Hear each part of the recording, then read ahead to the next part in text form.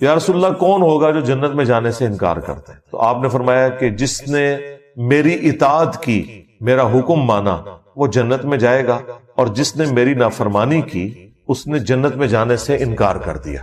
یعنی کلمہ پڑھنے کے باوجود جب میری نافرمانی کر رہا ہے تو اس نے خود سے انکار کر دیا کہ میں نے جنت میں نہیں جانا۔ تو یہ بڑا سینسٹیو مسئلہ ہے۔ یہ ایک آدھی بات اٹھانا کہ جس نے ایک دفعہ بھی کلمہ پڑھا وہ جنت میں جائے گا، پوری بات بتایا کریں کہ اس صورت میں کہ اگر اس کا خاتمہ ایمان پر ہوا اور اللہ تبارک و تعالی نے اس کے اس گناہوں کی کوئی معافی والا معاملہ کر دیا ہزاروں لاکھوں سال جہنم میں جلنے کے بعد، تب ایسی صورتحال ہوگی۔ اللہ نہ کرے کہ ایسا ہو۔ ہم تو موم بتی کے فلیم پہ بھی 1 منٹ کے لیے ہاتھ نہیں رکھ سکتے، تو یہ کہنا کہ جی پھیرا لگے گا تو پھر جنت ہی ٹوری جاواں گے، سوچ بھی نہیں سکتے۔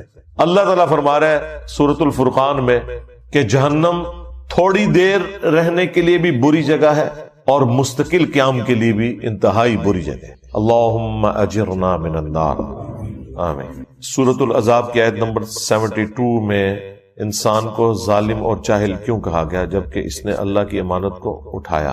یہ قرآن پاک لٹریچر کی زبان میں بات کرتا ہے۔ تو بیسیکلی اس کو اگر آپ انگریزی میں ٹرانسلیٹ کریں نا، کہ اللہ تعالیٰ یہ کہنا چاہ رہا ہے کہ انسان نے اس آفر کو انڈر ایسٹیمیٹ کر لیا، کہ اسے اندازہ نہیں تھا کہ یہ کہنا تو آسان ہے کہ جو کچھ بھی ہے تیرے محبوب کی امت میں ہے، غلامی رسول میں موت بھی قبول ہے، لیکن پریکٹیکلی جب قربانی دینے کی باری آئے تو ایسا ہوگا نہیں۔ یہ ان معنوں میں کہا گیا ہے، کیونکہ آپ آگے دیکھیں پھر اللہ تعالیٰ نے فرمایا یہ اس لیے ہوا تاکہ اللہ تعالیٰ اہل ایمان کو جزا دے گا اور کافروں اور منافقین کے لیے عذاب والا معاملہ فرمائے گا۔ تو اللہ تعالیٰ پھر بعد میں انسان کی تعریف بھی تو کر رہا ہے نا، تو لہٰذا ان دونوں چیزوں کو اکٹھا سمجھیں کہ اللہ تعالیٰ نے جو کہا کہ یہ ظالم تھا، جاہل تھا، مراد یہ کہ اسے اندازہ نہیں تھا۔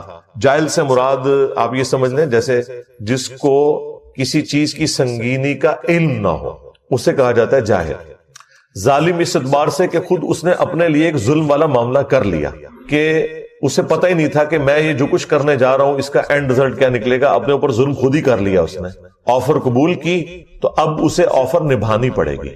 اس کا قطعاً یہ مقصد نہیں تھا کہ اللہ تعالیٰ کے ڈیوائن پلان کے کو خلاف یہ بات ہو گئی ہے۔ اللہ بھی تو یہی چاہتا تھا۔ سورۃ البقرہ میں آیا کہ میں زمین میں اپنا ایک خلیفہ بھیجنے والا ہوں، تو یہ تو اللہ تعالیٰ نے ڈیسائیڈ کر دیا ہوا تھا کہ زمین میں خلیفہ بھیجنا ہے۔ اس کے لیے کوئی بھی ایک معاملہ ہونا تھا، وہ اللہ تعالیٰ کی حکمت تھی۔ تو یہ ان معنوں میں ہے۔ اور اگر کوئی یہ کہے کہ مجھے تو یاد ہی نہیں ہے کہ میں نے کوئی اللہ تعالیٰ سے اس قسم کا عہد کیا تھا، ہماری انسٹنکٹ کے اندر یہ عہد موجود ہے، اس کو چھوڑ دیں۔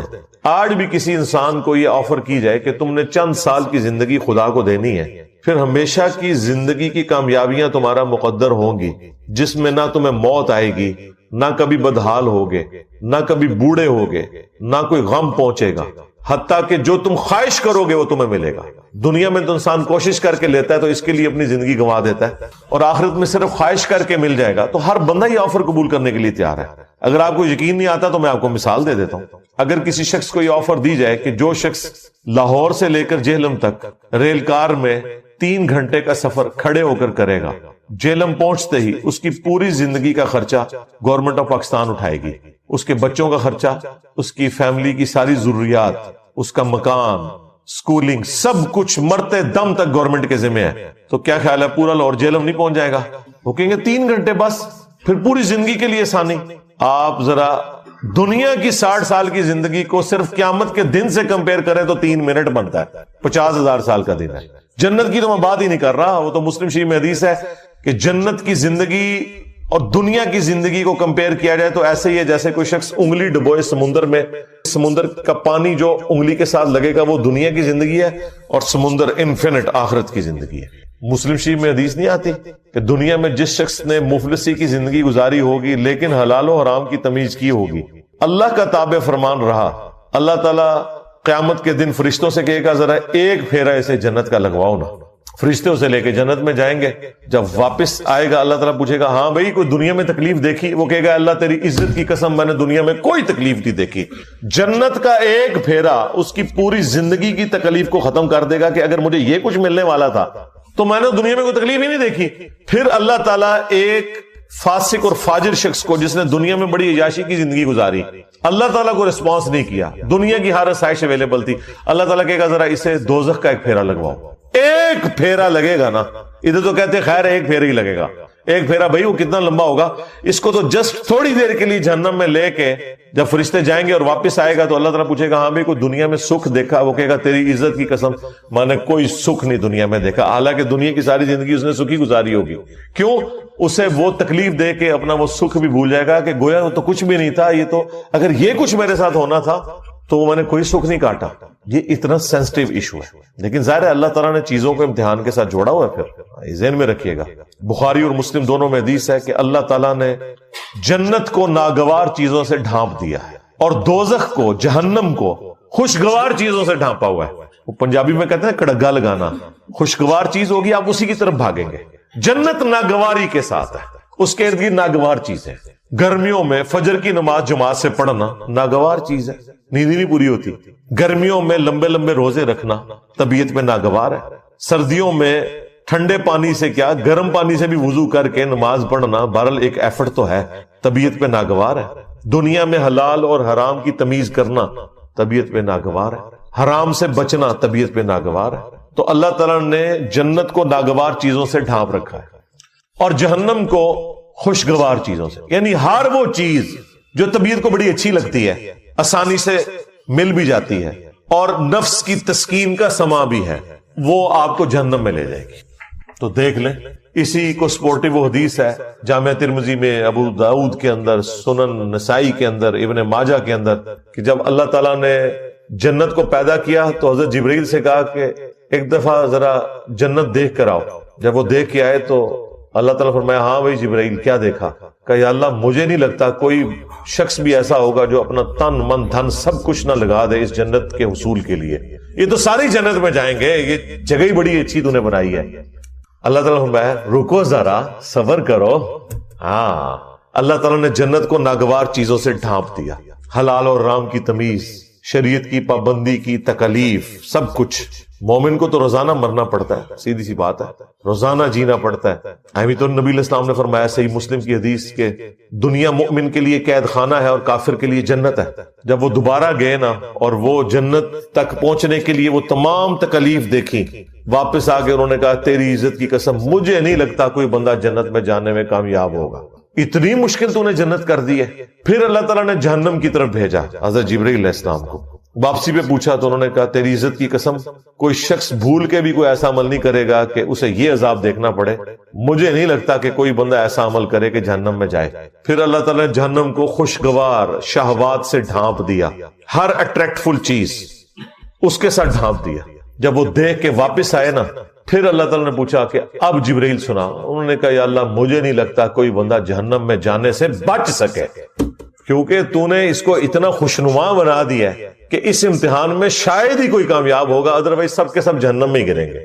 لیکن یہ حیران کن بات ہے، دنیا میں جتنے اعمال آپ کو جہنم میں لے جانے والے ہیں نا، جتنی خواہشات جہنم میں لے جانے والی ہیں، یہ ساری خواہشات جنت میں انعام کے طور پر ملنے والی ہیں۔ کتنی حیران کن بات ہے کہ دنیا میں یہ چیزیں جہنم میں جانے کا سبب ہے، آخرت میں جنت میں انعام میں یہ چیزیں ملنے والی ہیں۔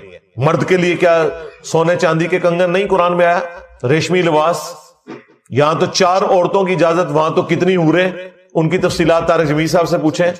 ہر وہ چیز جو دنیا میں انسان کو ڈیویٹ کر کے جہنم تک پہنچا سکتی ہے نا، جنت میں وہی کچھ انعام مل رہا ہے۔ تو اس کا مطلب آپ سمجھ رہے کیا ہے؟ اس کا مطلب یہ ہے کہ دنیا میں بیسیکلی ان چیزوں سے روک کے اللہ تعالیٰ نے آپ سے ایک روزہ رکھوایا ہے جس کی افطار جنت میں ہوگی۔ جس طرح دنیا میں آپ حلال چیزیں چھوڑ دیتے ہیں نا روزے کی حالت میں، کیونکہ روزے کی حالت میں وہ چیزیں کھانے سے آپ کا روزہ ٹوٹ جائے گا۔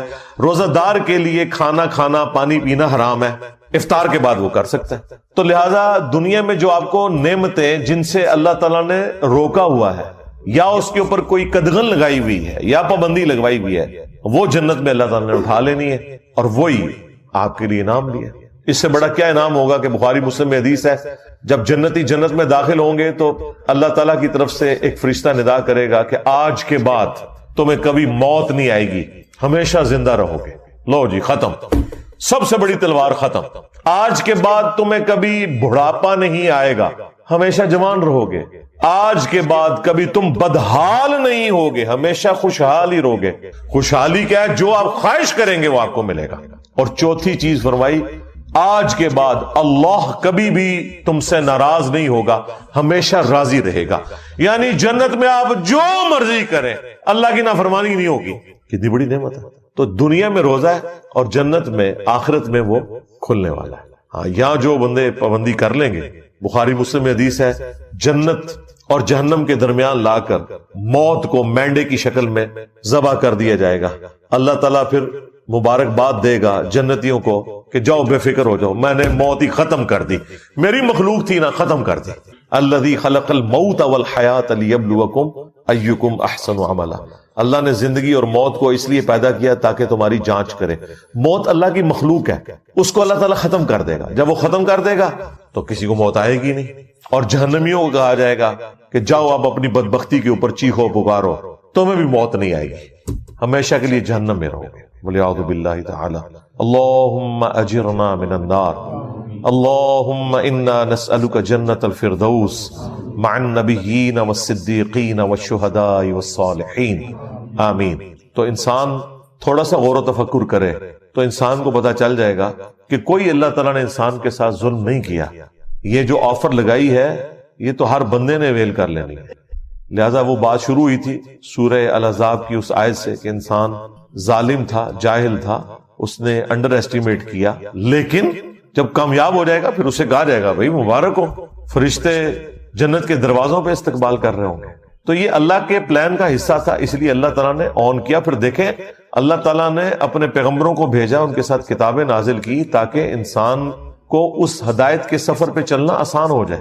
سورہ النساء میں اللہ تعالیٰ نے فرمایا ہم نے انبیاء اور کتابیں اس لیے بھیجی تاکہ قیامت کے دن کوئی اللہ تعالیٰ کے اوپر حجت نہ کر سکے انبیاء اور کتابوں کے آ جانے کے بعد.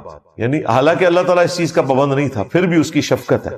نور علی نور اس نے کیا ہے. ایک ہماری انسٹنکٹ میں اچھائی اور برائی کی تمیز ڈال دی. ہر شخص جھوٹ بولنے کو برا اور سچائی کو اچھا سمجھتا ہے, چاہے اس کے پاس نبیوں کی تعلیمات نہ بھی پہنچی ہو. ہاں, جب نبیوں کی تعلیمات آ جاتی ہیں وہ نور علی نور, نور کے اوپر نور ہو جاتا ہے, پھر تو ہر چیز کھل کے سامنے آ جاتی ہے. اس کے باوجود کوئی شخص جہنم میں چلا جائے تو اس کے اپنے اعمال ہیں. اللہ تعالیٰ نے انسان کے اوپر ظلم نہیں کیا.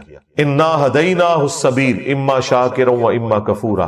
ہم نے ہدایت کا راستہ واضح کر دیا, چاہو تو شکر گزاری کی روش اختیار کرو اور چاہو تو ناشکری کی, تمہاری اپنی مرضی ہے. لیکن اس کا یہ مطلب نہیں ہے کہ جو اللہ نے یہ آفر دیے تو اس کا مطلب ہے کہ اللہ تعالیٰ بے پرواہ ہے اس معاملے میں, جو مرضی کرتے رہو. نہیں, اللہ تعالیٰ اپنے تابع فرمان بندوں کو جنت میں پھر بھیجے گا اور جو نافرمان ہے انہیں جہنم میں بھیجے گا. یہ کوئی نہیں کہہ سکتا کہ میری تقدیر میرے اوپر غالب آ گئی. نہیں, اللہ تعالیٰ نے بالکل واضح فرما دیا ہے سورہ الزمر کے اندر. اور میں تو اس آیت کو سورہ الزمر سورت نمبر 39 کی آیت نمبر 7 ہے, میں اسے کہتا ہوں یہ مسئلہ تقدیر کو حل کرنے والی ہے. جو لوگ تقدیر کا سہارا لیتے ہیں نا اپنی برائی کے اوپر پردہ ڈالنے کے لیے, اللہ تعالیٰ کے کھاتے میں ڈال دیتے ہیں, ان کے لیے شرم کا مقام ہے. اللہ تعالیٰ نے کس طرح قرآن پاک میں آیات کھول کے بیان کی ہیں. سورہ الزمر سورت نمبر 39 آیت نمبر 7, ان تکفروا فإن اللہ غنی عنکم. اگر تم کفر کی روش اختیار کرو گے, ناشکری کرو گے, تو جان لو بے شک اللہ تعالیٰ بے پرواہ ہے تم سے. یہ نہیں ہوگا کہ تمہاری ناشکری کرنے سے, تمہاری نافرمانی کرنے سے, تمہارا بے نمازی رہنے سے کوئی اللہ تعالیٰ کو نقصان ہو رہا ہے, کوئی اس کی کوئی کوالٹیز میں کوئی نقص آ جائے گا. نہیں. وَلَا يَرْضَى لِعِبَادِهِ الْكُفْرَ. لیکن یاد رکھنا اللہ اپنے بندوں سے کفر کے لیے راضی نہیں ہے. اگرچہ اس نے کھلی چھٹی دی ہوئی ہے, وہ تو بے پرواہ ہے, لیکن راضی نہیں ہوگا. وَإِن تَشْكُرُوا يَرْضَهُ لَكُمْ. اور اگر تم شکر گزاری کی روش اختیار کرو گے پھر ہی وہ تم سے راضی ہوگا, اسی میں وہ تم سے راضی ہے. لہذا یہ جو ہم کہتے ہیں نا اللہ کو کوئی پرواہ نہیں ہے, مراد یہ نہیں کہ جو مرضی کرتے رہو, مراد یہ کہ اللہ کو فرق نہیں پڑے گا لیکن تسی مارے گئے. کہتے ہیں جی اللہ نو ساڑیاں نمازاں چاہیے, بھئی اللہ کو نہیں چاہیے, تمہیں چاہیے نمازیں. اللہ نے تو کہہ دیا مجھے فرق نہیں پڑتا, لیکن تو گیا اگر تو میرا نافرمان ہوا. اور اس سے یہ بات بھی کلیئر ہوئی کہ جو یہ اکثر جملہ بولا جاتا ہے نا کہ دنیا میں جتنے بھی کام ہو رہے ہیں یہ اللہ کی مرضی سے ہو رہے ہیں, یہ بالکل غلط جملہ ہے. دنیا میں سارے کام اللہ کی مرضی سے نہیں ہو رہے. کیا شرک, کفر, بدکاری اللہ کی مرضی سے ہو رہی ہے؟ نہیں، اللہ کی مرضی تو اللہ نے کہہ دیا کہ میری مرضی کیا ہے، وَلَا يَرْضَى لِعِبَادِهِ الْكُفْرَ، میں ناشکری کی روش اپنے بندوں کے لیے پسند نہیں کرتا، میری کوئی مرضی نہیں اس میں، اللہ کی اجازت سے سب کچھ ہو رہا ہے، پکڑے گا نہیں۔ جس نے اذان کی آواز میں مسجد میں جانا جائے، جس نے نہیں جانا اس کے پاؤں زمین میں نہیں دھسیں گے، اجازت ہے، جو مرضی کرو، لیکن آخرت میں پکڑ لے گا۔ مرضی یہ نہیں ہے کہ جو مرضی کرو، مرضی یہی ہے کہ پیغمبروں کی پیروی کرو، کتابوں کے پیچھے چلو۔ وَإِن تَشْكُرُوا يَرْضَهُ لَكُمْ، اور اگر شکر گزاری کی روش اختیار کرو گے تو اللہ تعالیٰ اپنے بندوں سے یہی پسند کرتا ہے۔ وَلَا تَزِرُ وَازِرَةٌ وِزْرَ أُخْرَى، اور جان لو کہ کوئی جان دوسری جان کا بوجھ قیامت کے دن نہیں اٹھائے گی۔ تم لاکھ کہتے رہو کہ عبد القادر جیلانی ہمیں جنت میں لے جائیں گے، سرکار ایسا ہو ہی نہیں سکتا۔ جب نبی علیہ السلام اپنی بیٹی خاتون جنت کے بارے میں یہ کہہ رہے ہیں نا کہ میری بیٹی فاطمہ میرے مال سے جو لینا ہے لے لے، اگر اللہ کے حضور پکڑی گئی تو میں تیرے کچھ کام نہیں آؤں گا۔ اگر سیدہ فاطمہ کا یہ سٹیٹس ہے تو بابے شاہی کوئی نہیں، ہاں فاطمہ کے جیسا ہے ہی کوئی نہیں، تیرا بابا دے شاہی کوئی نہیں۔ بابے کا نام نہیں لیتے، ہو سکتا ہے بابے نے بیچارے نے نہ کہا ہو، یہ بھی ہو سکتا ہے نا، کہا ہوا تو پھنس جائے گا، نہ کہا ہوا تو بچ جائے گا۔ ہمیں تو کسی بابے سے کوئی انٹرسٹ نہیں۔ ثم الى ربکم مرجعکم، اس کے بعد تمہیں لوٹ کر اپنے رب کے پاس جانا ہے۔ فینبئکم بما کنتم تعملون، تو وہ تمہیں پھر خبر دے دے گا جو کچھ تم دنیا میں کیا کرتے تھے۔ انہ علیم بذات الصدور، بے شک وہ تو سینوں کے چھپے ہوئے رازوں کا بھی جاننے والا ہے۔ اللہم حاسبنا حسابا یسیرا، آمین۔ گرفت پہ آ جائے تو وہ سورہ المومن میں آئے کہ وہ آنکھوں کی خیانت کو بھی جانتا ہے۔ آنکھ سے بھی کسی نے کوئی خیانت کی ہے، بدنگاہی کی ہے، یا اس کے ذریعے کسی کو نقصان پہنچانے کی کوشش کی ہے، وہ اللہ تعالیٰ اس کو بھی جاننے والا ہے، والعیاذ باللہ تعالی۔ تو یہ معاملہ بالکل کلیئر ہے۔ پھر ایک اور آیت ہے مسئلہ تقدیر کے حوالے سے، وہ بھی کمال ہے، سورہ طٰہٰ، اس میں اللہ تعالیٰ نے اینڈ پہ جا کے اس حوالے سے عقیدہ کلیئر کیا ہے۔ جو ان لوگوں کا یہ وتیرہ بن چکا ہے نا کہ ہر چیز تقدیر کے اوپر ڈالتے ہیں، وہ اللہ تعالیٰ نے سٹیٹس کلیئر کر دیا ہے، اور کہتے نہیں ہماری تو قسمت تھی، ہم بدبخت نکلے۔ اللہ نے بتایا کہ بدبخت کون ہے؟ بدبخت وہ نہیں ہے جو اپنی مرضی سے اللہ رسول کا راستہ اختیار کرتا ہے، بدبخت وہ ہے جو اپنی مرضی سے اللہ اور اس کے رسول کی نافرمانی کرتا ہے اور پھر وہ بدبختی کا مستحق ہو جاتا ہے۔ تو یہ ہے آیت نمبر 123، قصہ آدم اور ابلیس کے کانٹیکسٹ میں ہے۔ قال اهبطا منها جميعا، اللہ تعالیٰ نے آدم اور حوا سے فرمایا ہے کہ تم اب سب کے سب زمین پر اتر جاؤ۔ سب کے سب سے مراد ہے کہ تم بھی اور تمہاری اولاد جو ہونے والی ہے۔ بعضکم لبعض عدو، تم میں سے بعض کا دشمن ہوگا، ظاہر ہے شیاطین بھی دشمن، انسان بھی انسانوں کے دشمن، یہ سارا معاملہ چلے گا۔ لیکن ایک بات یاد رکھنا، فَإِمَّا يَأْتِيَنَّكُم مِّنِّي هُدًى، اب جب کبھی بھی میری طرف سے کوئی ہدایت کی کتاب آئے گی نا تمہاری طرف، فَمَنِ اتَّبَعَ هُدَايَ، تو جو کوئی بھی پھر ہدایت کی کتاب کی پیروی کرے گا، فَلَا يَضِلُّ وَلَا يَشْقَى، تو نہ وہ کبھی گمراہ ہوگا اور نہ بدبخت ہوگا۔ یہ دیکھ لیں، اللہ تعالیٰ فرما رہا ہے جو کتابوں کی انبیاء کی پیروی کرے گا نہ وہ بدبخت ہوگا نہ گمراہ ہوگا۔ اس کو وائس ورسا کر لیں، جو اپنی مرضی سے کتابوں کا انبیاء کا نافرمان ہوگا وہ خود بدبختی کمائے گا، وہ خود گمراہ ہو رہا ہوگا۔ تو یہ ویسے ہی لوگ آ کے بڑے بولے بن کے پوچھ رہے ہوتے ہیں نا ہم سے، او جی اگر ہماری تقدیر میں پہلے ہی لکھا ہوا ہے، تیری تقدیر واقعی لکھے ہے بدبختہ۔ ہاں آج اگر گورنمنٹ اناؤنسمنٹ کرے نا کہ فجر کی نماز جو جماعت سے پڑھے گا فی فجر کی نماز $1000 دیے جائیں گے اسے، سب تو بڑا بدبخت لے آؤ، وہ بھی بدبخت نہیں ہوئے گا۔ اپنی مرضی سے سب کچھ کر رہا ہوتا ہے انسان، خام خواہ وہ تقدیر کا سہارا لے رہا ہوتا ہے اپنے آپ کو سیٹسفائی کرنے کے لیے، کبوتر کی طرح آنکھیں بند کر لیتا ہے۔ ایسا بالکل نہیں ہوتا، ایسا تو نہیں ہوتا، ایسا تو نہیں ہوتا۔ یہ پتا ہوتا ہے کہ ایسا نہیں ہوتا۔ اپنے دنیاوی معاملات کے اندر کوئی شخص بھی تقدیر کے اوپر معاملات کو نہیں ڈالتا۔ جیسے ہی دین پہ چلنے کی باری آتی ہے تو کبھی تقدیر غالب آ جاتی ہے، کبھی کوئی اور مسئلہ غالب آ جاتا ہے، پھر کہتے ہیں دعا کرو جی اللہ تعالیٰ توفیق دے، بے توفیق کیا تم تو توفیق ملنی ہی نہیں، کوشش کرو پھر دعا کوئی فائدہ دے گی۔ ادروائز اگر کوئی شخص خود بدبختی پہ اترا ہوا ہے اسے تو پیغمبر کی دعا کوئی نفع نہیں دے سکتی اگر کوئی شخص خود سویا ہوا ہے۔ ہاں انک لا تہدی من احببت ولکن اللہ یہدی من یشاء، اے نبی جس سے تم محبت کرتے ہو تم اسے ہدایت نہیں دے سکتے، اللہ جسے چاہتا ہے ہدایت دیتا ہے، اور اسے بہتر پتہ ہے کس کو ہدایت دینی ہے۔ کس کو دینی ہے؟ والذین جاہدوا فینا لنہدینہم سبلنا، جو لوگ ہماری راہ میں کوشش کرتے ہیں ہم ان کے لیے اپنی راہیں کھول دیتے ہیں۔ جو بدبختی پہ اترا ہوا ہے بھائی، اس کو قرآن و سنت سے کیا لینا دینا؟ جو سیریس ہوگا وہ پہنچ جائے گا۔ مولا علی علیہ السلام کہتے ہیں کہ ایک دن میں نے رسول اللہ سے پوچھا، صحیح بخاری مسلم دونوں میں حدیث ہے، اور یہ مسئلہ تقدیر کے حوالے سے بڑی اسٹانشنگ حدیث ہے کہ یا رسول اللہ، اگر اللہ کی تقدیر میں جنتیوں کا جنت میں جانا، جہنمیوں کا جہنم میں جانا لکھ ہی دیا گیا ہے تو پھر ہم عمل کیوں کرتے ہیں؟ لو جی، دنیا میں اگر کوئی سب سے امپورٹنٹ کوسچن ہے نا جو ہر انسان پوچھتا ہے، وہ مولا علی نے 800 سے 1400 سال پہلے پوچھ کے تہاڈی منجی ٹھکوا دیتی، بدبختو، نافرمانو۔ اب کھل کے سوال کیا، اچھا حضور نے اب جو جواب دیا وہ کمال ہے، ویل لیفٹ بھی کیا ہے اور جواب بھی دیا ہے بڑے احسن انداز میں۔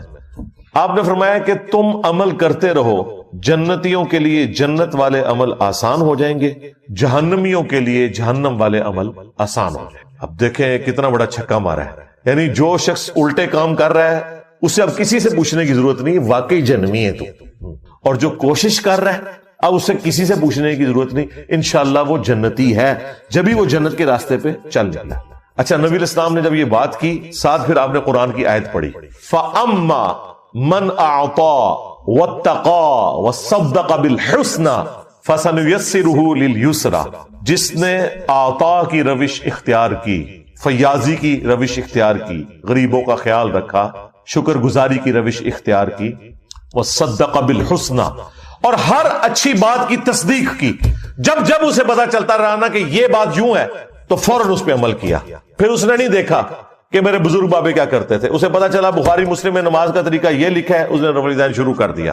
اسے پتا چل گیا قرآن میں توحید یہ بیان ہوئی ہے، اس نے پھر واقعی عقیدہ ایاک نعبد و ایاک نستعین کے مطابق رکھ لیا، تو اس کے لیے پھر آخرت کی منازل آسان ہوتی جائیں گی۔ وَأَمَّا مَن بَخِلَ وَاسْتَغْنَى وَكَذَّبَ بِالْحُسْنَى، جس نے بخل کنجوسی کی روش اختیار کی اور بے پرواہ رہا اور جو اچھی بات تھی اس کا انکار کرتا رہا، تو اس کے لیے پھر اب آنے والی منازل مشکل ہوتی چلی جائیں گی۔ یہ حدیث بخاری اور مسلم کی مسئلہ تقدیر کو بالکل حل کرتی ہے، لہذا کبوتر کی طرح آنکھیں بند کرنا بند کر دو۔ ہاں بالکل، قرآن اپنے مقدمے میں واضح ہے میرے بھائی، قرآن کا مقدمہ، پیغمبروں کا مقدمہ اس کے اوپر کھڑا ہے کہ انسان کو اللہ نے اختیار دیا ہوا ہے۔ اگر اختیار نہیں دیا ہوا تو پیغمبر کیوں آئے ہیں ادھر؟ اسی لیے آئے نا کہ اختیار دیا گیا ہے، یہ حق کا راستہ ہے، یہ باطل کا راستہ ہے۔ ہاں، جو چیزیں ہماری تقدیر سے متعلق ہے نا، ان کے بارے میں ہم سے سوال بھی نہیں ہونا۔ کسی شخص سے نہیں پوچھا جائے گا تو لاہور میں کیوں پیدا ہوا، تو ایتھوپیا میں کیوں پیدا ہوا، تو امریکہ میں کیوں پیدا ہوا، تیرے ماں باپ فلاں کیوں تھے، تیرے چہرے کی رنگت یوں کیوں تھی، تیری آنکھوں کا رنگ کیوں، یہ ساری چیزیں تقدیر ہیں۔ آپ سے یہ نہیں پوچھا جائے گا، آپ سے وہ پوچھا جائے گا جس کا اللہ نے آپ کو اختیار دے دیا، اور آپ اس کے مطابق اگر نہیں چلیں گے پکڑ ہو جائے گی۔ سمپل، بولے بن کے پوچھتے رہتے ہیں کہ او جی پہلے قسمت ہی لکھے ہے، پھر کتوں کرنا ہے جی، اندازہ کرے۔ تو جو پھر یوں ہے نا، اس کو پھر یہی جواب دینا چاہیے، تیری قسمت میں یہی کچھ لکھا ہوا ہے۔ باقی وہ جو حدیث ہے نا بخاری مسلم میں کہ بعض لوگ جنتیوں والے کام کرتے رہتے ہیں اور ایک بالشت رہ جاتے ہیں جنت سے، ان پہ تقدیر غالب آ جاتی ہے، وہ جہنم میں چلا جاتا ہے، والعیاذ باللہ تعالی۔ تو لوگ کہتے ہیں جی کیا فائدہ جی، پھر پوری زندگی اگر یہی ہونا تھا اینڈ پہ۔ اور بھائی وہ جو تقدیر غالب آئی ہے وہ کس کے لیے آئی ہے؟ جو شخص منافقت کی زندگی گزار رہا تھا، لبادہ اس نے اڑا ہوا تھا، وہ حقیقتاً نیک نہیں تھا۔ یہ نہیں ہے کہ ایک بندے نے پوری نیک نیتی کے ساتھ اچھے عقائد اپنائے اور دین پہ عمل کیا، اب اس کے اوپر تقدیر غالب آ جائے گی، نہیں، ایسا نہیں ہوگا، بالکل نہیں ہوگا۔ دنیا میں ہو سکتا ہے کہ کوئی شخص محنت کرے، اس کی محنت ضائع جائے، کیونکہ دنیا کو اللہ نے ابتلا کے قانون پہ بنایا ہے، آزمائش کے قانون پہ۔ وَلَنَبْلُوَنَّكُمْ بِشَيْءٍ مِّنَ الْخَوْفِ وَالْجُوعِ وَنَقْصٍ مِّنَ الْأَمْوَالِ وَالْأَنفُسِ وَالثَّمَرَاتِ، ضرور آزمائیں گے، خوف کے ذریعے، بھوک کے ذریعے، جان اور مال میں نقص کے ذریعے۔ یہ دنیا میں ہوگا۔ آخرت میں یہ نہیں ہوگا کہ ایک بندے کے عقائد ٹھیک تھے اور قیامت والے دن پہنچا نیک مال کر کے اور اللہ تعالیٰ کہ نہیں تو اب جہنم میں جائے گا، میری تقدیر کا یہ فیصلہ ہے کہ تیرے اوپر میں یہ غالب کر دوں گا جیسا دنیا میں۔ اسی لیے اللہ تعالیٰ نے ہمیشہ آخرت کے لیے کہا ہے کہ میں اپنے وعدے کی خلاف ورزی نہیں کرتا۔ یہ آیت آپ کو کبھی بھی سمجھ نہیں آنی تھی کہ یہ اللہ تعالیٰ کو کیوں کہنا پڑتا ہے قرآن پاک میں بار بار کہ اللہ تعالیٰ اپنے وعدے کے خلاف نہیں کرتا، اللہ تعالیٰ اپنے وعدے کے خلاف نہیں کرتا، اللہ تعالیٰ اپنے وعدے کے خلاف، کیونکہ انسان کو کبھی خیال آ سکتا ہے یار دنیا میں محنت کی تھی اے نہ اینڈ تے بھی پتہ لگے کہ آخرت بھی یہی کچھ ہو گیا جس طرح دنیا میں بیڈ لک ہوئی تھی. آخرت میں بیڈ لک نہیں ہونی. یہ بیڈ لک کا تعلق اس دنیا کے ساتھ ہے. آخرت میں آپ کے لیے گڈ لک ہے اگر آپ نے انبیاء کی پیروی کا راستہ اختیار کیا ہے انشاءاللہ تعالی. ہاں بالکل کلیئر کٹ. تو اس فرق کو آپ سمجھ لیں. یہ لوگ بعض اوقات اس کو مکس کر دیتے ہیں. ایسا بالکل نہیں ہے, بالکل کلیئر کٹ. جو مولا علی کو حضور نے فرما دیا نا کہ جنتیوں کے لیے جنت کے عمل آسان ہو جائیں گے, جہنمیوں کے لیے جہنم والے اعمال آسان ہو جائیں گے. بس آپ دیکھ لیں دنیا میں آپ کو بھی اندازہ ہو جاتا ہے بعض لوگ کتنا اللہ کو سیریس لیتے ہیں, چھوٹی سی بات کے اوپر بھی کتنے وہمی ہو جاتے ہیں. تو میں اس طرح کے جب لوگوں کو دیکھتا ہوں میں کہتا ہوں جی جنتی روحیں دنیا میں ہی پہچانی جاتی ہیں. کس طرح معاشرے سے ٹکر لے لیتے ہیں اللہ اور اس کے رسول کی خاطر عز و جل و صلی اللہ علیہ وسلم. اور کتنے جنہوں نے صرف دین کا لبادہ اوڑا ہوا ہے, ذرا سی کوئی تکلیف آئی وہ پڑا ہوا دین. دنیا کی پرائورٹی ان کے لیے ٹاپ پرائورٹی ہوتی ہے, اللہ ان کے لیے ٹاپ پرائورٹی نہیں ہوتا. والعیاذ باللہ تعالی. اللہ تعالی ہمیں استقامت کے ساتھ قرآن و سنت کی تعلیمات پر عمل کر کے دوسرے بھائیوں تک پہنچانے کی بھی توفیق عطا فرمائے. آمین. اللہم انی اسألک بانک انت اللہ لا الہ الا انت الاحد الصمد الذی لم یلد ولم یولد ولم یکن له کفوا احد وإلہکم الہ واحد لا الہ الا هو الرحمن الرحیم. الف لام میم. اللہ لا الہ الا هو الحی القیوم. اللہم صلی علی محمد وعلی آل محمد. ربنا آتنا فی الدنیا حسنہ وفي الآخرة حسنة وقنا عذاب النار. اللهم أحسن عاقبتنا في الأمور كلها وأجرنا من خزي الدنيا وعذاب الآخرة. ربنا آتنا من لدنك رحمة وهيئ لنا من أمرنا رشدا. اللهم اغفر لحينا وميتنا وشاهدنا وغائبنا وصغيرنا وكبيرنا وذكرنا وأنثانا. اللهم من احييته منا فاحيه على الاسلام ومن توفيته منا فتوفه. اس کا تو خیر ترجمہ بھی ممکن نہیں ہے, یہ ایک کوڈ ورڈز کے طور پہ. بعض چیزیں ایسی ہیں جن کا عربی لنگوسٹک میں ترجمہ موجود بھی ہے, اس کے باوجود وہ متشابہات ہیں, ان کی تفصیلات ہمیں نہیں پتا. جس طرح کہ اللہ تعالیٰ کی صفات کا ذکر ہے, اللہ کا ہاتھ, اللہ کی آنکھیں. اب یہ جو گفتگو ہے یہ لٹریچر کی زبان میں بھی ہو سکتی ہے کہ اس سے مراد قدرت لیا گیا ہو, یا اس سے مراد اللہ تعالیٰ کی وہ کوالٹیز ہیں جن کی تفصیلات ہمیں نہیں پتا. چونکہ ہماری زبان کی ووکیبلری اتنی ہی ہے, ہم اس طرح کے ملتے جلتے الفاظ ہی بیان کر سکتے ہیں. جس طرح کہ جنت کی نعمتیں ہیں وہ قرآن پاک میں بیان ہوئی, لیکن ساتھ ہی سورہ السجدہ میں آیا کہ اللہ تعالیٰ نے اپنے بندوں کے لیے ان کی آنکھوں کی ٹھنڈک نعمتیں چھپا کے رکھی ہوئی ہیں. اور اسی آیت کی تفصیل میں بخاری مسلم میں ہے کہ وہ نعمتیں نہ کسی آنکھ نے دیکھی, نہ کسی کان نے سنی, نہ کسی کے دل پہ بھی کبھی ان کا گمان گزرا. تو وہ ظاہر ہے اس کا مطلب ہے وہ ایکسٹراڈنری نعمتیں تو سمجھانے کے لیے بتا دیا جاتا ہے. اسی لیے سورۃ البقرہ میں ہے کہ جب جنتیوں کو فروٹ دیے جائیں گے تو وہ دنیا کے فروٹ سے ملتے جلتے ہوں گے. وہ کہیں گے کہ یہ تو وہی ہے جو ہمیں دنیا میں بھی دیا گیا تھا, لیکن اللہ تعالیٰ کی بات ہے وہ ان سے ملتے جلتے ہوں گے. وہ تو جب کھائیں گے تو پتا چلے گا نا کہ اس میں بہت بڑا فرق ہے. ایک دیسی آم کا ذائقہ ہے, انور ٹور بھی دیکھنے میں دیسی آم کی طرح ہے, لیکن ذائقے میں زمین و آسمان کا فرق ہے. تو جو جنت کا فروٹ ہے بظاہر دیکھنے میں دنیا کے فروٹ کی طرح نظر آئے گا, لیکن اس کی جو کوالٹیز ہیں, اس کا جو ذائقہ ہے, اس کا کوئی لینا دینا نہیں ہے دنیا کی کسی بھی چیز کے ساتھ. لیکن وہ اس لیے اللہ تبارک و تعالیٰ نے اس کو ایسی شکل کا رکھا ہے تاکہ دل میں اس کے لیے اٹریکشن پیدا ہو. ادروائز آپ اگر ایسی غذا دیکھیں جو آپ نے پہلے نہیں دیکھی ہوئی تو آپ کبھی بھی دسترخوان سے پہلے اسے اٹھانے کی کوشش نہیں کرتے. کوشش وہی ہوتی ہے جو چیز آپ کو پسند ہے, آپ کی دیکھی بھالی ہے, اسی کو آپ پہلے کھانے کے لیے استعمال کریں. اس لیے جنتیوں کو بھی ابتداً اس طرح کے فروٹ دیے جائیں گے جو دنیا کے فروٹ سے ملتے جلتے ہوں گے. اس میں آگے چل کے آئے گا انار، انگور، لیکن آپ نے قطعاً یہ نہیں سمجھنا کہ یہ اس طرح کے انار اور انگور ہوں گے. دنیا میں بھی کوالٹیز کا اتنا فرق ہے کہ ایک ہی طرح کا فروٹ مختلف علاقوں میں جو اگتا ہے، زمین و آسمان کا فرق ہے اس کے ٹیسٹ کے اندر. تو انسان جو ہے چونکہ اس طرح کے فروٹ کے ساتھ فیملیئر ہے، اس لیے اسے اٹریکشن فیل ہوگی، لیکن جب وہ کھائے گا تو اس کا ذائقہ تو بالکل ایک ایکسٹراڈنری ہوگا. تو اس طرح کی جو متشابہات ہیں، ریزمبلنس والی چیزیں، اللہ تعالیٰ کی صفات سے متعلق ہوں، جنت سے متعلق ہوں، حوروں سے متعلق ہوں، وہ صرف اجمالاً ہماری وکیبلری میں بیان کیا گیا. اس کی تفصیلات جب تک انسان وہاں پہنچ نہ جائے اس کو کبھی بھی اس طریقے سے بریف نہیں کر سکتا. 100 دفعہ لا الہ الا اللہ پڑھو تو 100 دفعہ سبحان اللہ، 100 دفعہ الحمدللہ، 100 دفعہ اللہ اکبر، 100 دفعہ لا الہ الا اللہ. اچھا، اس کی ترتیب میں بھی کوئی مسئلہ نہیں. صحیح مسلم میں ایک حدیث جو میں پہلے بیان کر چکا،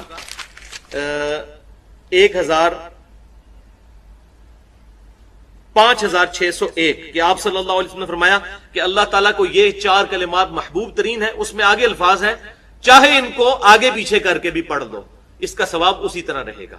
یعنی یہ ترتیب ضروری نہیں ہے کہ آپ نے پہلے سبحان اللہ ہی پڑھنا ہے، پھر الحمدللہ پڑھنا ہے، پھر لا الہ الا اللہ یا اللہ اکبر. یہ ترتیب کسی بھی ترتیب سے پڑھو تمہیں نقصان نہیں دیں گے.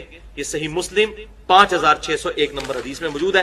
البتہ جو سنت طریقہ ہے وہ یہی ہے کہ تسبیحات کو ہم جب صلاۃ التسبیح میں پڑھیں گے تو سبحان اللہ والحمدللہ ولا الہ الا اللہ واللہ اکبر پڑھیں گے. اب ان تسبیحات کو یاد کرنا بھی کوئی مشکل نہیں. تسبیحات فاطمہ سب کو آتی ہیں، 33 دفعہ ہم سب پڑھتے ہیں. بس صرف ایک واو لگانی ہے بیچ میں، سبحان اللہ والحمدللہ، اور لا الہ الا اللہ پہلے آ جائے گا، ولا الہ الا اللہ واللہ اکبر. لا الہ الا اللہ ہمارا بیسک کلمہ ہے. تو یہ 4 کلمات ہیں جو آپ پڑھ لیں گے تو صلاۃ التسبیح کے اندر آپ کو اذکار اویلیبل ہوں گے. اب آتے ہیں صلاۃ التسبیح کی طرف. ایک دفعہ شوق اور محبت کے ساتھ دروشی پڑھ لیجئے. اللہم صلی علی محمد وعلی آل محمد کما صلیت علی ابراہیم وعلی آل ابراہیم انک حمید مجید. اللہم بارک علی محمد وعلی آل محمد کما بارکت علی ابراہیم وعلی آل ابراہیم انک حمید مجید. بھائیو، صلاۃ التسبیح اہل سنت کی بڑی بڑی 4 کتب کے اندر صحیح سند کے ساتھ موجود ہے. سنن نبی داؤد میں انٹرنیشنل نمبرنگ کے مطابق 1297 نمبر حدیث، جامعہ ترمذی میں 481 نمبر حدیث، سنن ابن ماجہ میں 1386 نمبر حدیث، اور المستدرک للحاکم میں صحیح سند کے ساتھ 1192 نمبر حدیث. ان 4 کتابوں میں صلاۃ التسبیح کی فضیلت اور اس کا طریقہ موجود ہے. اور اس حدیث کو امام ذہبی رحمۃ اللہ علیہ نے بھی صحیح کہا، امام مسلم رحمۃ اللہ علیہ نے بھی صحیح کہا، امام ابو داؤد رحمۃ اللہ علیہ نے بھی صحیح کہا، اسی طریقے سے امام ابن حجر عسقلانی رحمۃ اللہ علیہ نے بھی صحیح کہا.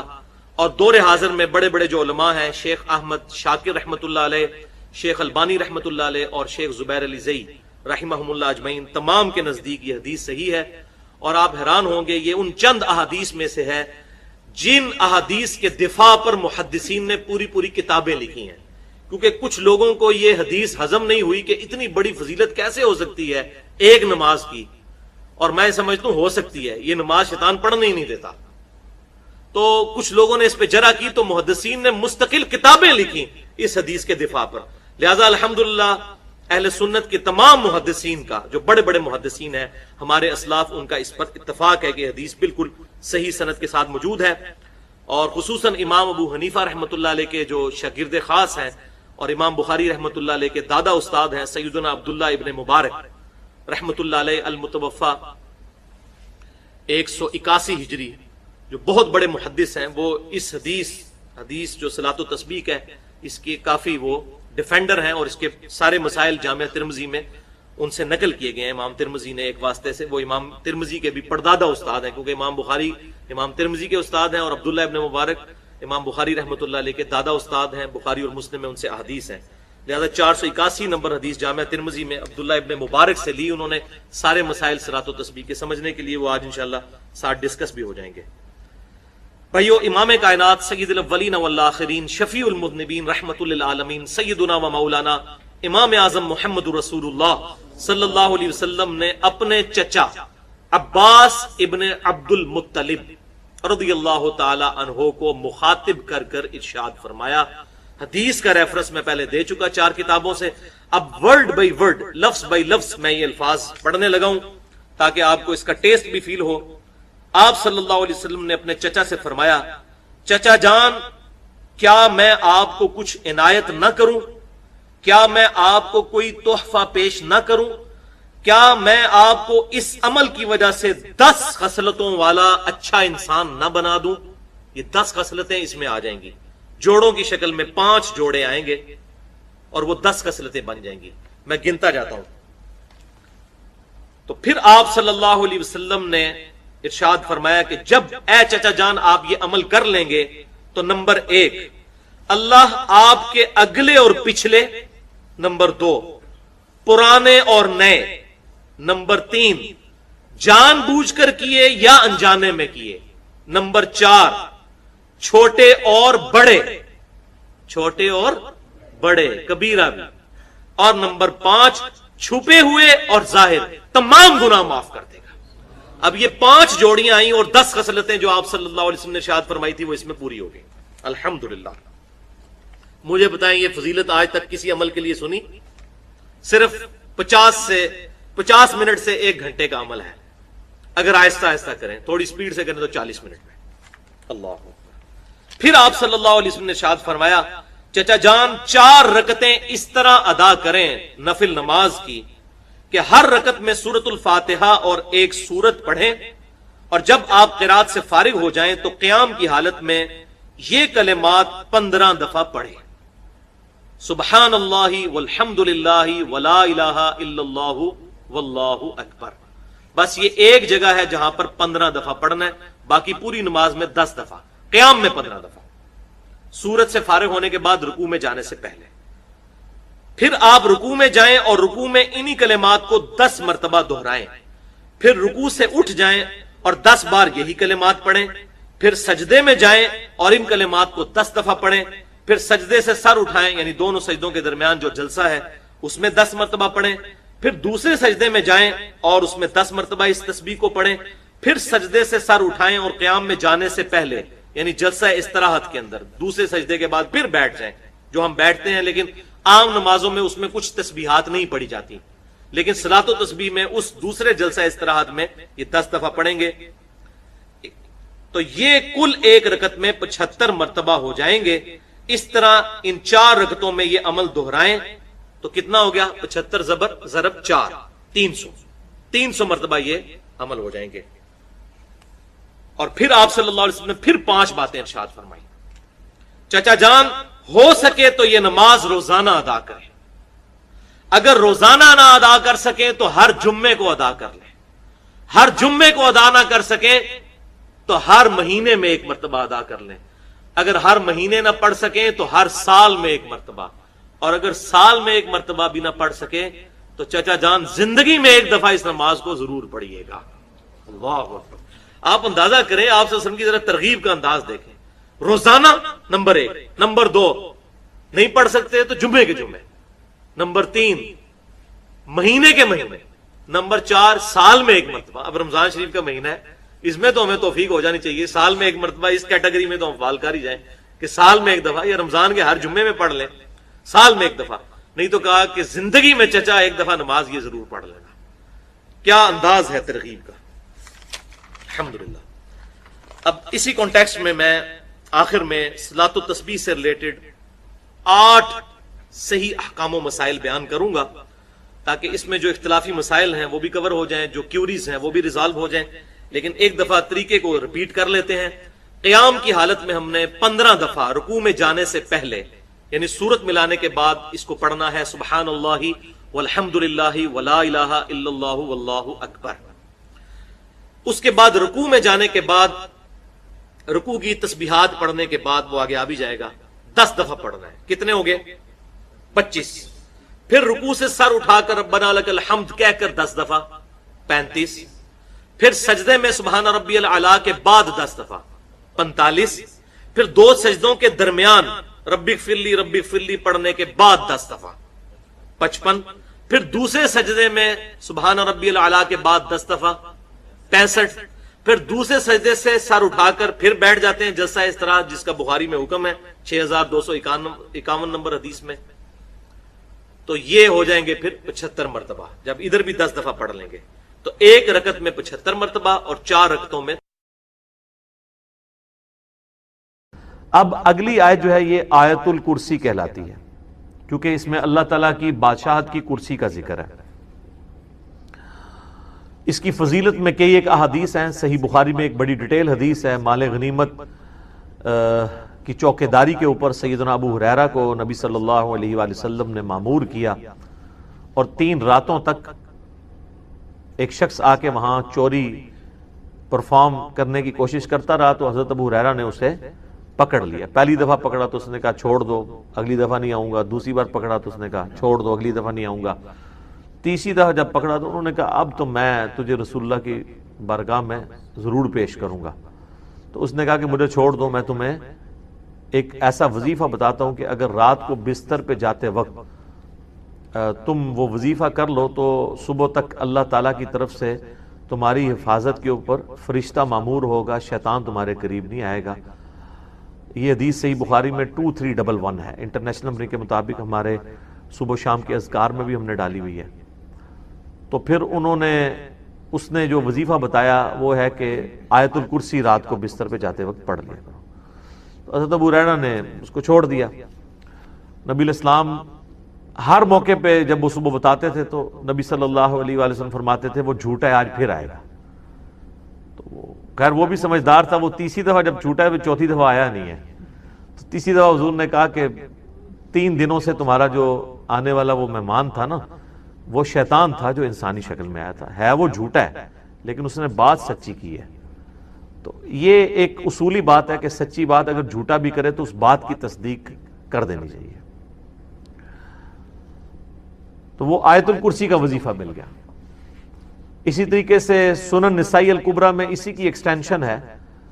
سنن نسائی الکبریٰ کے اندر ایک حدیث ہے، امام نسائی نے اس میں ایک چیپٹر باندھا ہے عمل الیوم واللیلہ.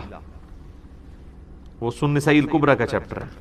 اس میں انٹرنیشنل نمبر کے مطابق ہے یہ 8017 نمبر حدیث. حاکم میں بھی موجود ہے اس کا کچھ حصہ 2064 کہ جو شخص صبح کے وقت آیت الکرسی پڑھ لے شام تک وہ اللہ کی حفاظت میں رہتا ہے شیاطین سے، جنات سے، اور جو شام کے وقت ایک دفعہ آیت الکرسی پڑھ لے صبح تک حفاظت میں رہتا ہے. تو یہ اللہ کا شکر ہے کہ جو لوگ فجر اور مغرب کی نماز پڑھ رہے ہیں وہ آٹومیٹکلی آیت الکرسی پڑھ لیتے ہیں. اب جس نے فرض نماز کے بعد آیت الکرسی پڑھ لی ہے نا، اسے دوبارہ سے یہ ذکر کرنے کی ضرورت نہیں ہے، وہ اس میں امپلائڈ ہے، وہ شامل ہے. دوبارہ کر لیتا تو بہت اچھی بات ہے. اور ایک اور فضیلت ہے جو سنن نسائی الکبریٰ میں ہی ہے، 9928 نمبر حدیث ہے اسی عمل الیوم واللیلہ چیپٹر میں، کہ جو شخص نماز فرض ادا کرنے کے بعد، نماز فرض، آیت الکرسی پڑھ لے گا وہ مرتے ہی جنت میں داخل ہوگا. لیکن اس میں نماز شرط ہے. تو یہ بھی ایک فضیلت ہے اس اعتبار سے. اس کی ایک ضعیف سند بھی ہے سنن کبریٰ البیہقی میں مولا علی سے. اس میں الفاظ یہ ہیں کہ وہ آیت الکرسی کسی سے گفتگو کرنے سے پہلے پڑھ لے. لیکن جو سنن نسائی الکبریٰ میں صحیح سند ہے اس میں یہ الفاظ نہیں ہے. لیکن اس طرح کی جو ضعیف روایتیں ہیں نا، جب صحیح احادیث کو سپورٹ کر رہی ہوں نا تو اسی کو فالو کرنا چاہیے. کوشش یہی کرنی چاہیے کہ بغیر گفتگو کیے سلام پھیرتے ہی آیت الکرسی پڑھ لی جائے. البتہ اگر کوئی گفتگو کر بھی لیتا ہے تب بھی فضیلت مل جائے گی، کیونکہ جو صحیح حدیث میں اس طرح کے الفاظ موجود نہیں ہیں. تو یہ 3 بڑے بڑے فضائل ہیں. باقی میں نے قرآن حکیم کی صورتوں کے فضائل کے اوپر ڈیٹیل لیکچر ریکارڈ کروا دیا ہوا ہے. مسئلہ نمبر 112 ABC، جسے شوق ہے تو وہ دیکھ سکتا ہے. اللہ لا الہ الا ہو، اللہ ہی ہے وہ کہ نہیں ہے کوئی معبود سوائے اس کے. الحی القیوم، وہ خود سے زندہ ہے اور باقی سب کو قائم اسی نے رکھا ہوا ہے. سب کو زندہ رکھنے والا وہ ہے. باقیوں کی زندگی اس سے مستعار ہے، اس کی زندگی حقیقی ہے، اپنی ہے. لا تأخذہ سنۃ ولا نوم، اور اس کی زندگی اتنی کامل ہے کہ نہ تو اسے اونگ آتی ہے اور نہ نیند. ہماری زندگی آپ دیکھ لیں ناقص ہے. ہم 24 گھنٹے کے اندر ایک دفعہ ضرور مر جاتے ہیں. موت نیند کی بہن ہے نا. اسی لیے آپ دیکھیں آپ کو جو رات کو سونے کی دعا سکھائی گئی ہے صحیح بخاری میں, اللہم بسمی کا اموت و احیا, اور اللہم باسمی کا اموت و احیا, دونوں الفاظ درست ہیں. تیرے نام سے زندہ ہوتا ہوں اور مرتا ہوں.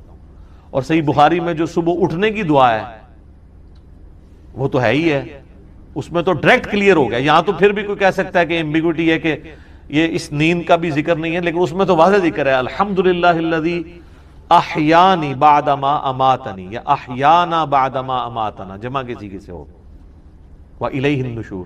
تمام تعریفیں اس ذات کے لیے جس نے ہمیں مرنے کے بعد دوبارہ زندہ کر لیا. پھر سورہ الزمر میں بھی آتا ہے کہ اللہ تعالیٰ ہی ہے جو رات کو جب تم سوتے ہو تو تمہارے نفس کو قبض کر لیتا ہے, پھر جس کو اپنے پاس رکھنا ہوتا ہے اسے روک لیتا ہے, جس کی باقی ہوتی ہے اس کو دوبارہ واپس بھیج دیتا ہے. تو نیند بھی موت کی ایک فارم ہے. ہماری جو زندگی ہے وہ بھی ناقص ہے, ہم ڈیپینڈنٹ ہیں اللہ کے اوپر اس اعتبار سے کہ جب چاہے وہ سانس روک لے, اور اس اعتبار سے بھی کہ 24 گھنٹے میں ہمیں ایک دفعہ سونا ہی پڑتا ہے, ادروائز آپ اگلے 24 گھنٹے. دنیا کا ذہین ترین آدمی, دنیا کا طاقتور ترین آدمی کتنے گھنٹے جاگ سکتا ہے؟ یہ بزرگ جو جاگتے رہے ہیں نا 1-1 سال یا 2-2 سال, کہانیاں نے, کوئی نہیں اٹھ جاگتے. جس کو ہے نا اس کو لے کے جاگ کے بتائے کوئی. اور کہتے ہیں جناب 3 سال تک کھایا پیا نہیں ہے. اس کے ساتھ اس کہانی کو کمپلیٹ کیا کریں, ساتھ یہ بھی کہا کریں کہ نہ کھادا پیتا نہ پیشاب کیتا,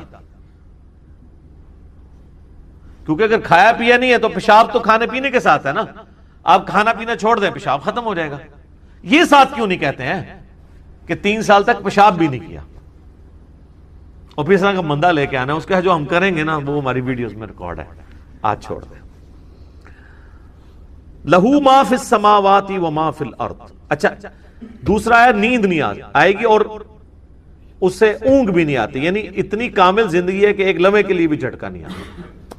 لہو ما فی السماوات و ما فی الارض, اسی کے لیے ہے آسمانوں اور زمین کی بادشاہی.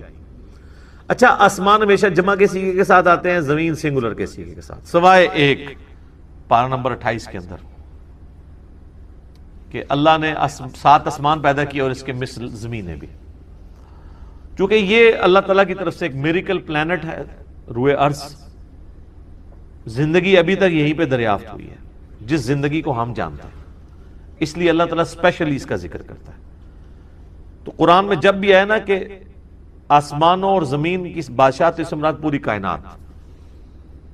من ذا الذی یشفع عندہ الا باذنہ, کس کی جرأت ہے کہ اللہ کے حضور کسی کی شفاعت اور سفارش کر سکے سوائے اس کے اذن کے. ظاہر ہے کسی کی جرأت نہیں ہے. دنیا میں سفارش یہ ہوتی ہے کہ کسی شریف آدمی کو پکڑ کے پولیس لے گئی ہے تو ایک وہاں کا بڑا آدمی جا کے سفارش کرتا ہے کہ جی آپ کو غلط فہمی ہوئی ہے, میں اسے شروع سے جانتا ہوں, بڑا شریف آدمی ہے. اب اللہ کو اس طرح کی سفارش تو کوئی نہیں کر سکتا کہ یا اللہ آپ کو غلط فہمی ہوئی ہے, بندہ غلط پکڑ لیا آپ نے, نہیں, ایسے تو ہو ہی نہیں سکتا.